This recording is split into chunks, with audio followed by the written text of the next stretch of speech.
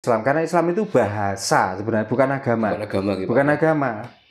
Jadi di dalamnya orang yang beragama Islam itu ada orang Islam juga ada. Di dalamnya orang yang beragama Islam itu orang kafir ya ada. Kalau enggak, kenapa di Al-Quran kok? Karena Al-Quran adalah kitab orang Islam. Kok di situ dikatakan juga ada orang yang bersyukur, ada yang kafir. La in syakartum la azidanakum wa la in kafartum. Berarti kan nggak menutup kemungkinan bahwa di dalam orang yang beragama Islam juga ada yang kafir.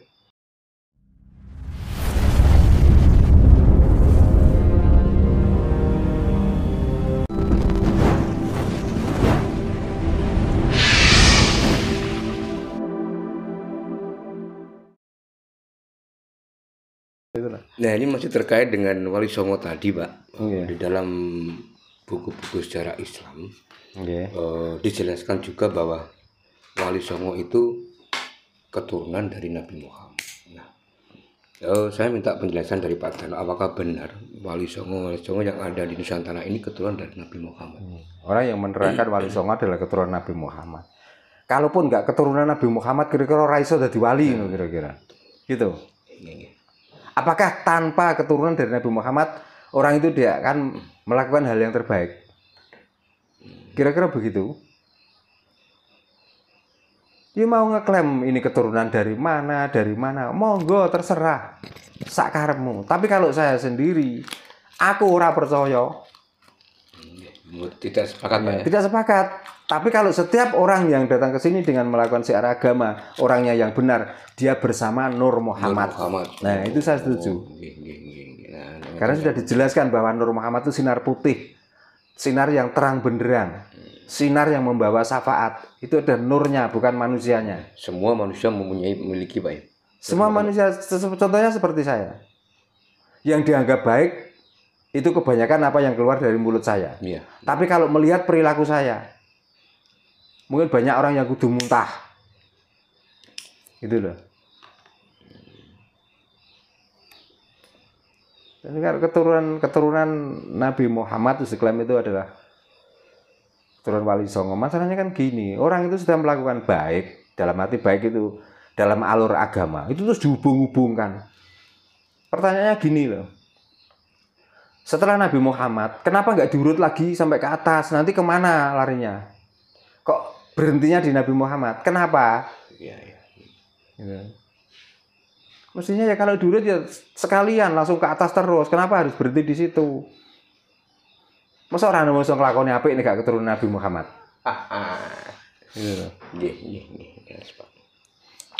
Nah, ini masih terkait dengan Islam, Pak Darno. Bahwa banyak kan orang ini kan mengklaim, berasumsi bahwa sebenarnya Islam itu kan dari Arab ya. Nah, tadi saya baca di medsos bahwa negara Maladewa itu 100% penduduknya kan Islam. Tapi di Arab yang kita klaim sebagai negara asal agama Islam, konon katanya kan seperti itu, Pak. Itu justru malah 95%. Nah, yang menjadi pertanyaan saya, kenapa kok justru malah negara yang kita klaim sebagai asal Islam itu justru penduduknya kok malah 95% yang Muslim, tapi yang malah dewa itu justru malah 100%, Pak. Nah, ya, karena Islam itu diartikan agama atau Islam itu diartikan perilaku. Karena Islam itu sebenarnya perilaku. Perilaku orang yang mencari keselamatan tuh, atau setiap apa yang dikerjakan tuh menuju ke keselamatan, itu sebenarnya Islam. Karena Islam itu bahasa sebenarnya, bukan agama. Bukan agama. Jadi di dalamnya orang yang beragama Islam itu ada orang Islam juga ada. Di dalamnya orang yang beragama Islam itu orang kafir ya ada. Kalau enggak, kenapa di Al-Quran kok? Karena Al-Quran adalah kitab orang Islam. Kok di situ dikatakan juga ada orang yang bersyukur, ada yang kafir. La in syakartum la azidanakum wa la in kafartum. Berarti kan nggak menutup kemungkinan bahwa di dalam orang yang beragama Islam juga ada yang kafir. Ada yang Islam kan gitu. Ada yang Muslim. Jadi tidak menjamin kalau orang yang beragama Islam itu mesti baik, itu nggak menjamin. Bukan jaminan. Karena Islam adalah perbuatan, perilaku. Nah, dari perilaku orang-orang bagus itulah Maka itu dibuat wadah bahwa oh ini kumpulan orang-orang yang melakukan baik, maka dia buatlah agama Islam.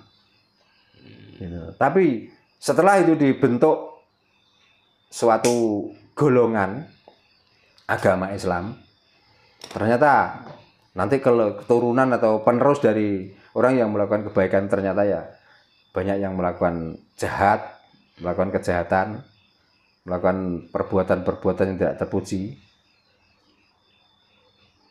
Kalau ngaku Islam, siapapun orangnya, berkapitayan apapun, yang penting perilakunya baik.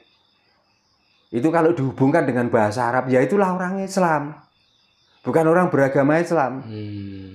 Gitu loh.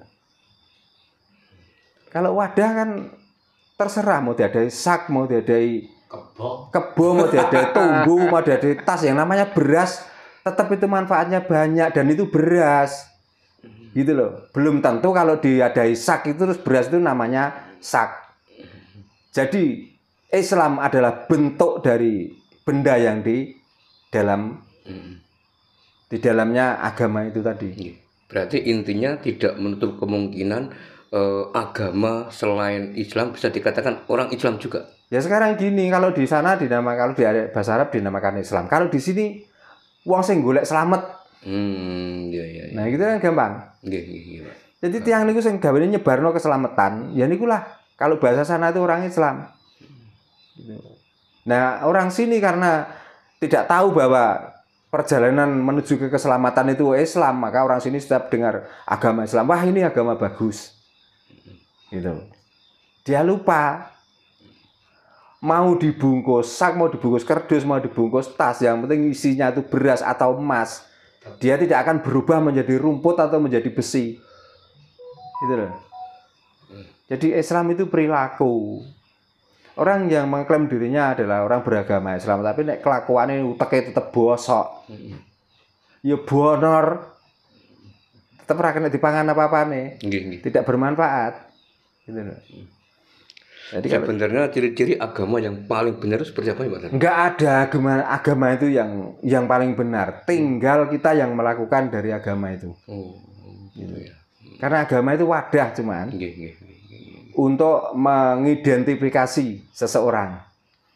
Gitu. Kalau pakai sholat berarti orang Islam. Gitu. Kalau sendagap ngadem-ngedan berarti wong Buddha. Cuman itu aja loh. Intinya cuma identitas, Pak, ya. Identitas saja lah, perilakunya ini. Yang di dalamnya itu benar atau enggak? Gitu. Makanya ini saudara-saudara kita yang Muslim ya, di bulan suci Ramadan. Ya, 1 bulan ini disucikan. Ya. Mungkin di lain bulan ini enggak ada yang suci, bulan kotor semua mungkin. Iya, Pak. Betul. Ya. Maka di bulan ini disucikan. Semuanya melakukan puasa. Ya, karena puasa sendiri kalau di Arab enggak ada.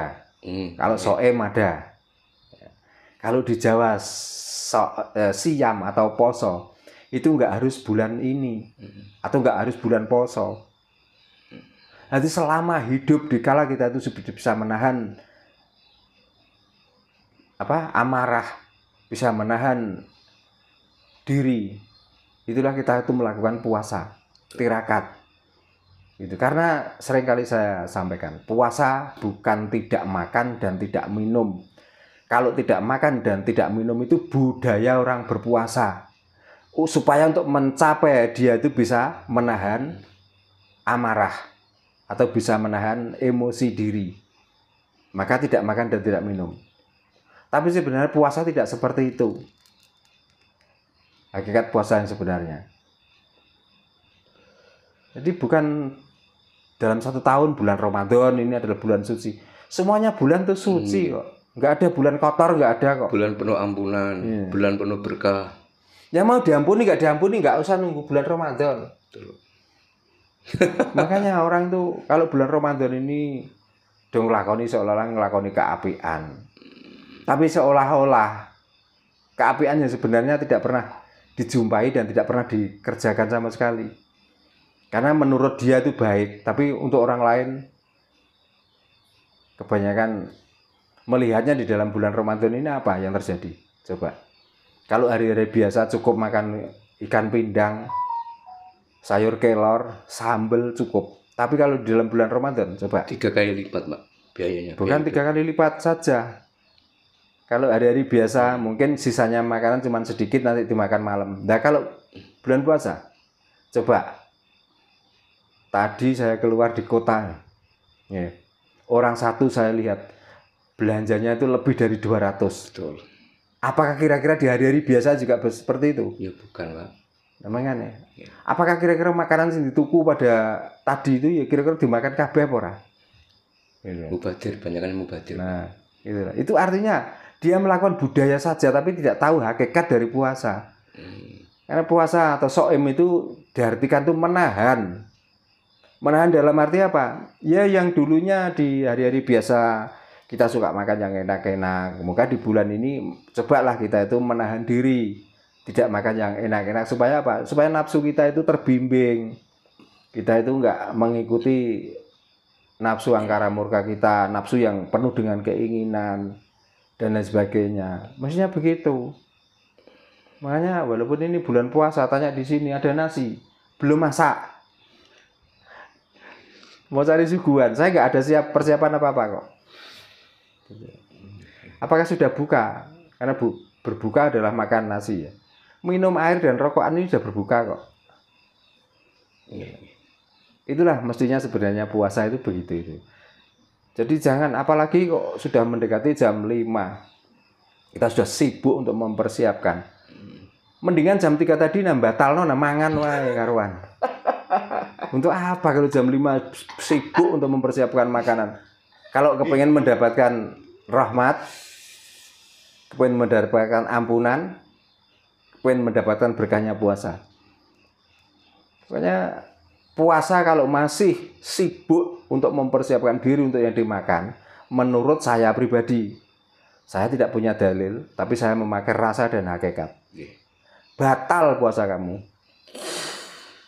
Kalaupun 1 bulan kamu menahan lapar dan dahaga, kalau di penghujung sore terus wis angkara murka ndurga alu amah, percuma, mendingan dari pagi makan. Mubadir, Pak. Mubadir.